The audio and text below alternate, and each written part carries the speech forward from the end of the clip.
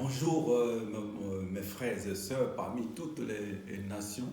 Aujourd'hui encore, c'est une journée que le Seigneur nous a donnée. Nous avons la vie aujourd'hui, c'est pas sa grâce, car dormir, c'est réveiller et ce n'est pas une habitude, mais c'est une grâce que Dieu nous accorde. Et c'est ainsi, aujourd'hui encore, nous voulons partager cette parole, parce que cette parole est la nourriture pour nos âmes. Toi qui me regardes et toi qui m'écoutes, et sois prêt et sois prête, sois attentif et attentif pour recevoir à cette parole selon le message que le Seigneur Tout-Puissant m'a mis à cœur. C'est pour toi et pour moi. Ce n'est pas pour te pointer du doigt, ce n'est pas pour t'insulter, ce n'est pas pour te critiquer, mais nous allons voir dans ce sujet qu'est-ce que Dieu dit. Au commencement, c'était et comment. Et maintenant, nous vivons en comment dans ce monde que nous vivons. Nous, il y a beaucoup de contradictions. Celui-là ou celle-là dit ceci ou cela. Mais revenons toujours dans les héritiers. Parce que Dieu dit, lorsque tu entends ma parole, n'endurcis pas ton cœur. Donc, toi et moi, nous ne devons pas mépriser la parole de Dieu. C'est pour ton bien et c'est pour mon bien. Et sans plus tarder, nous allons dans le livre de Genèse. Parce que c'est au commencement. Il y a toujours un début dans ce monde. Ça doit commencer quelque part. Nous entrons maintenant dans le livre de Genèse, chapitre 2, verset 18, verset 21 et 24. La Bible dit quoi? L'Éternel Dieu dit, il n'est pas bon que l'homme soit seul. Je lui ferai une aide semblable. Au verset 21 et 24, alors l'Éternel Dieu fit tomber un profond sommeil sur l'homme, qui s'en endormit. Il prit une de ses côtes et referma la chair à sa place. L'Éternel Dieu forma une femme de la côte qu'il avait prise de l'homme, et il l'amena vers l'homme. Et l'homme dit, voici cette fois celle qui est os de mes os et chair de ma chair. On l'appellera femme, et parce qu'elle a été prise de l'homme. C'est pourquoi l'homme quittera son père et sa mère et s'attachera à sa femme, et ils deviendront une seule chair. Donc nous avons au commencement, qu'est-ce que Dieu a fait? Dieu ne peut pas mentir et Dieu ne peut pas se contredire. C'est ainsi que je te dis, mon frère et soeur, il faut tout d'abord vérifier dans les Écritures qu'est-ce que Dieu a fait au commencement. Donc le message que nous avons vu, nous allons parler sur la polygamie. Est-ce que Dieu est pour la polygamie ou Dieu est contre la polygamie? Nous avons entendu dans la parole, Dieu dit quoi? Il dit, il n'est pas bon que l'homme soit seul. Il descend, il dit, je lui ferai une aide semblable. Dieu n'a pas dit, je lui ferai deux aides ou comment dirais-je, trois aides semblables ou quatre aides. Non, Dieu a dit, je lui ferai une aide semblable. Nous connaissons, nous étions même à l'école, même dans l'école primaire, même dans l'école secondaire, il y a le pronom possessif, donc la possession. Dieu dit, je ferai alors une aide semblable. Dieu n'a pas dit deux, trois, une aide semblable. Et dit, Dieu quoi? Au verset 20, il dit quoi? Au verset 21. On dit que Dieu fit tomber un profond sommeil à l'homme. Et Dieu a fait quoi? On dit que Dieu enleva une seule côte de l'homme. Et c'est par laquelle il forma une femme. Et qui l'a amené devant l'homme. Et l'homme a dit quoi? Voici cette fois celle qui est os de mes os et chair de ma chair. On l'appellera femme parce que elle a été prise de l'homme. Il dit que c'est pourquoi, c'est pourquoi l'homme quittera son père et sa mère et s'attachera à sa femme. Donc Dieu dit, l'homme quittera son père et sa mère et s'attachera à sa femme. Donc Dieu n'a pas dit que l'homme quittera son père et sa mère et s'attachera à ses femmes. Il dit à sa femme. Donc une seule femme. Je répète encore, Dieu ne peut pas te contrer et dire, nous les hommes vont nous contrer, mais Dieu ne peut pas contredire. Si nous revenons en arrière, Dieu a enlevé quoi? Une seule côte à l'homme pour former une femme. Mon frère, ma soeur, toi qui me regardes, tu as combien de cœurs comme tu me regardes comme ça? Moi qui je parle, j'ai combien de cœurs? J'ai un seul cœur. Donc Dieu a dit que l'homme n'avait que la capacité d'aimer une seule femme. Pas deux, pas à toi. Mais aujourd'hui, qu'est-ce que nous voyons dans le monde à l'ère actuelle? Nous faisons ce que nous voulons. Nous rejetons la parole de Dieu. Et si aujourd'hui il y a beaucoup de problèmes aussi, à cause aussi de la polygamie. Pourquoi? Nous méprisons la parole de Dieu et nous voulons faire ce qui est en nous dans ce monde. Mais la polygamie a des conséquences très très fâcheuses. Regardez même dans ce monde. Pourquoi il y a beaucoup de tribulations? Ça a commencé aussi dès le départ. Les autres disent, mais pourquoi il y a ça, et pourquoi il y a dans ce camp-là, il y a ça. Mais Dieu dit quoi? Revenons toujours dans la parole. Dieu ne peut pas se contredire. Mais dans beaucoup d'endroits, c'est permis. Mais ce n'est pas Dieu qui a permis et cela. Ça, ce sont les désirs de la chair de l'homme pour avoir ce qu'il veut. Ça ne vient pas de Dieu. La polygamie a des conséquences très très fâcheuses. Aujourd'hui, dans beaucoup d'endroits, même dans des gouvernements du monde, il y a des problèmes à cause de la polygamie. Tu verras par exemple une autorité qui quitte par exemple son pays, il va dans l'autre pays. Pourquoi? Il a une maîtresse là-bas. Il quitte cet endroit, il va de l'autre côté, il a une maîtresse là-bas. Mais sache-le que maintenant, la personne a 2-3 maîtresses. La personne sera obligée de satisfaire tous ces maîtresses-là. Et s'il est dans un endroit où il y a l'argent, à un moment, avec son propre salaire, il ne pourra pas satisfaire les 3 maisons ou les 4 maisons. Il mettra la main dans la caisse de la société, où on lui a mis comme ministre de l'économie, ou ministre du budget, ou ministre des finances. Il mettra la main là-dedans. Pourquoi? Pour satisfaire toutes ces femmes-là étrangères. Parce qu'avec son propre salaire, il ne pourra pas. Mais un jour, il aura des problèmes dans l'endroit où il travaille. Pourquoi? Il commençait à prendre ce qui n'était pas autorisé. Mais c'était pour lui, pourquoi? Pour satisfaire les autres maîtresses. Pourquoi? Il est en train d'aller maintenant à l'encontre de la parole de Dieu. Et qui l'oblige maintenant à devenir un voleur. À mettre la main là où il ne devait pas mettre la main. Parce qu'il doit acheter une maison pour tel, une maison pour tel, une maison pour tel. Déjà, une maison coûte combien? Et il ne mettra pas la personne dans un endroit comme ci, comme ça.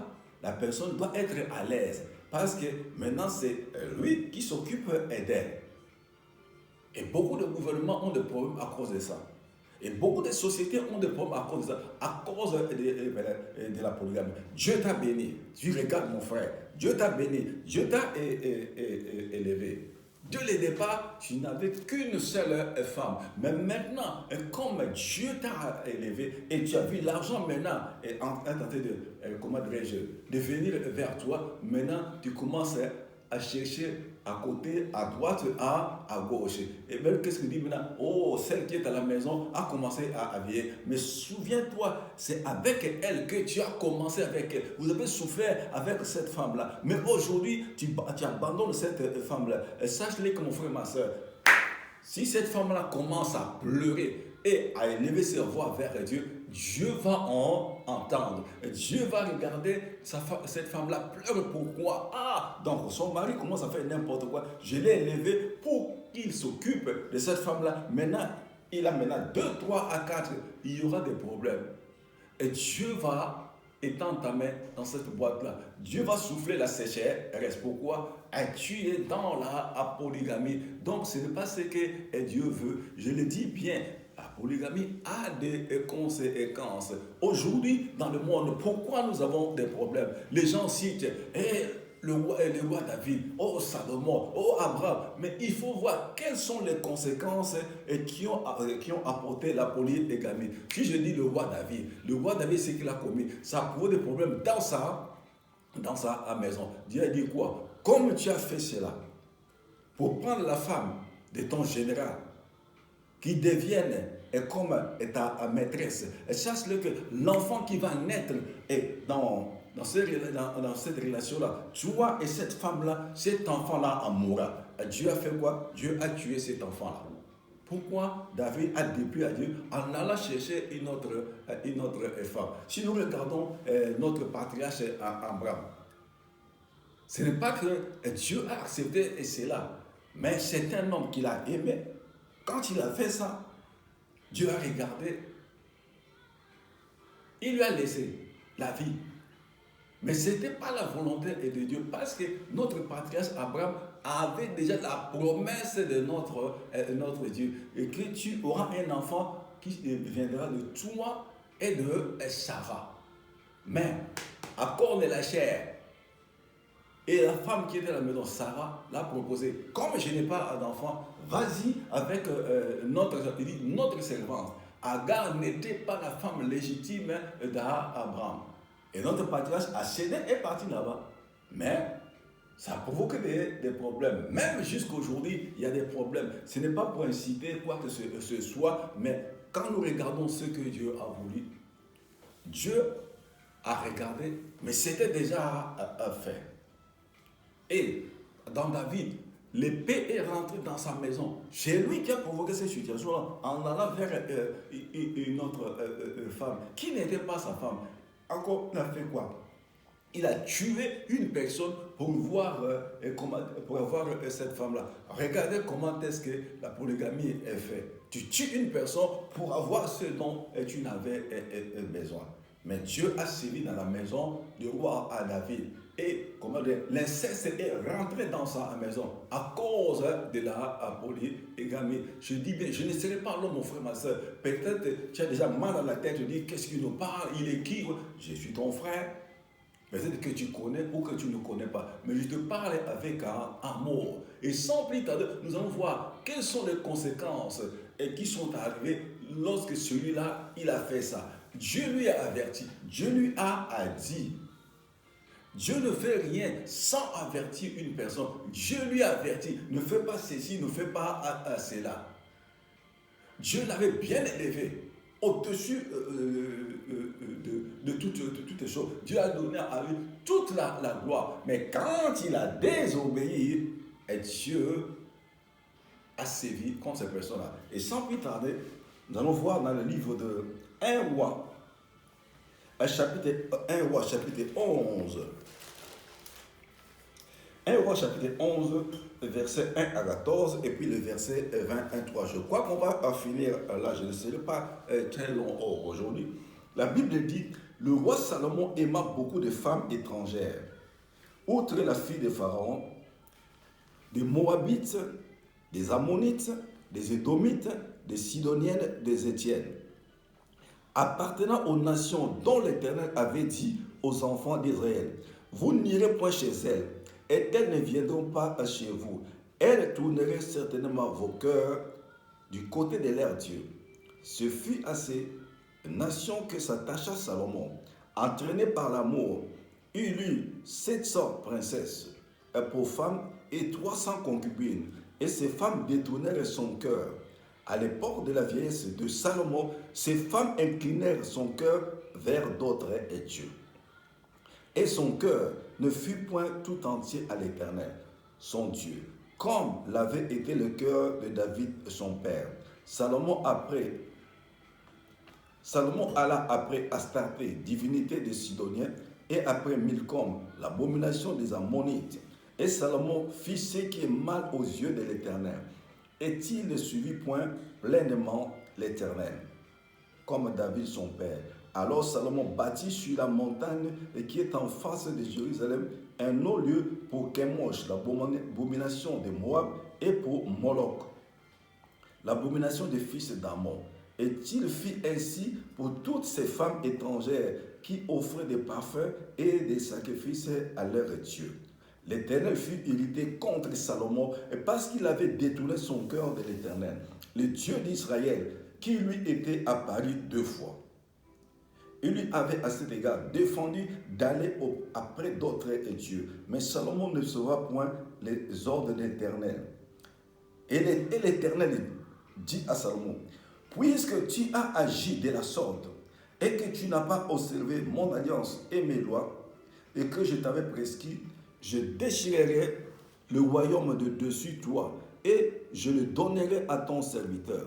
Seulement je ne le ferai point pendant ta vie à cause de David ton père. C'est de la main de ton fils que je la racheterai. Je n'arracherai cependant pas tout le royaume. Je laisserai une tribu à ton fils à cause de David, mon serviteur, et à cause de Jérusalem que j'ai choisi. Verset 14. À ce moment-là, l'Éternel suscita un ennemi à Salomon, Hadad, l'édomite de la race royale d'Édom. Verset 23. Dieu suscita un autre ennemi à Salomon, Bézon, fils d'Aladia, et qui s'était enfui de chez son maître Adadézer, roi de Juda. Amen. Donc nous voyons maintenant, vu la désobéissance du roi Salomon devant l'Éternel. Dieu lui avait averti, maintenant que tu es devenu roi, mais je t'interdis et que tes yeux ne regardent pas ces femmes-là étrangères. Parce qu'à un moment, ils vont détourner ton cœur de moi, l'Éternel. Dieu l'avait averti, Salomon a entendu, Salomon a écouté, Dieu lui a donné toute la gloire, la richesse et tout. Mais voilà maintenant. Et quand il a vu que la gloire était là, l'argent était là, tout ça, et Salomon a commencé à faire n'importe quoi. Et écoutez ce que Dieu lui. L'Éternel fut irrité contre Salomon parce qu'il avait détourné son cœur de l'Éternel, le Dieu d'Israël, qui lui était apparu 2 fois. Il lui avait à cet égard défendu d'aller auprès d'autres dieux, mais Salomon n'observa point les ordres de l'Éternel. Et l'Éternel dit à Salomon, puisque tu as agi de la sorte et que tu n'as pas point observé mon alliance et mes lois et que je t'avais prescrit, je déchirerai le royaume de dessus toi et je le donnerai à ton serviteur. Regardez maintenant les conséquences maintenant et que le roi Salomon a subi maintenant. Dieu lui avait averti. Et puis maintenant, comme il n'a pas observé ce que Dieu a dit, de lui a été dit de ne pas partir vers les autres dieux. Il dit, toutes ces femmes-là, sinon, vont détourner ton cœur de moi, ton Dieu, qui t'a élevé dans cet endroit-là. Mais Salomon, à cause du désir de la chair, encore à cause des plaisirs de la chair, et ces femmes-là ont détourné le cœur de Salomon envers son Dieu. Et les conséquences, et qu'est-ce que Dieu a dit au verset 11. Et l'Éternel dit à Salomon, puisque tu as agi de la sorte et que tu n'as point observé mon alliance et mes lois que je t'avais prescrites, je déchirerai le royaume de dessus toi et je le donnerai à ton serviteur. Regardez maintenant comment est-ce que Dieu a agi. Lui qui était élevé, Dieu dit, comme tu as fait ainsi, à ne pas observer ce que je t'avais dit, je vais déchirer ton royaume et je vais le donner maintenant à ton serviteur. Si vous allez très loin, vous voyez maintenant que Salomon a commencé à faire tuer son serviteur. Pourquoi? Dieu a arraché la royauté entre ses mains pour les donner à la personne qui travaille dans sa maison comme serviteur, comme un bonus. Mais Dieu maintenant donne la royauté à une personne. Bien qu'il était sur le trône, mais Dieu l'avait rejeté. À cause de quoi? À cause de la polygamie. Dieu demeure dans sa parole. Comme toi, tu es là, mon frère. T'en as combien? T'en as combien, mon frère? Comme toi, tu es là assis. Et que toi, que tu me regardes. Et tout ça, et tu es en train de dire à ta femme à la maison, oh, je vais voyager, voyage d'affaires, je vais rencontrer des Chinois qui fabriquent ça, je vais rencontrer le Turc, je vais acheter des choses là-bas. Or, là où tu vas, tu as des maîtresses. Ta femme à la maison ne voit pas, mais Dieu te voit. Aujourd'hui, là, comme tu entends ce message, commence maintenant à stopper dans toutes tes maisons, là où tu vas, à gauche, à droite, parce que Dieu veut sévir dans ta vie. Et Dieu veut même t'arracher, cette société-là qui t'a donné. Dieu t'a donné cette société-là pour la femme qui est avec toi, la première femme à la maison. C'est pourquoi Dieu t'a béni ainsi. Et cette bénédiction-là a été passée derrière la femme que tu as. Et ta femme que tu as, c'est une femme de prière. Et toi, tu le négliges. Et ça, que Dieu va fermer les portes.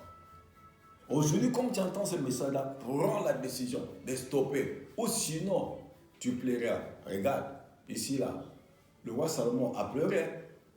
Mais Dieu l'avait averti. Attention, pendant que tu es attention à cette femme-là est étrangère. Si vous allez très loin dans le texte dans la Bible, il y avait un problème en Israël.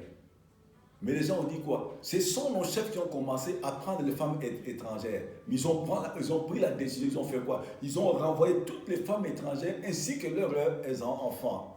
Mon frère, ma soeur, tu en as entendu. Au commencement, Dieu n'a enlevé qu'une seule côte à l'homme. Il lui fait endormir.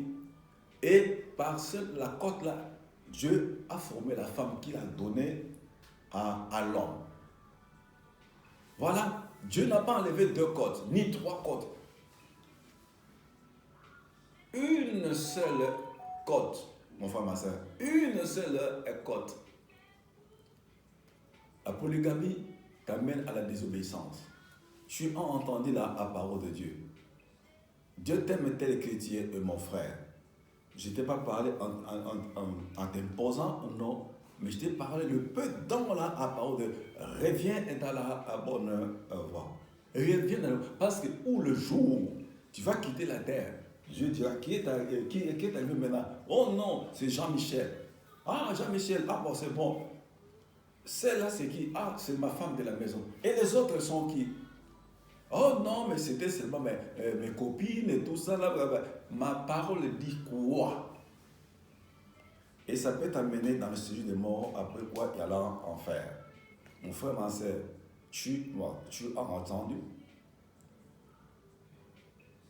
Dieu te tend la main. Quitte ce chemin-là.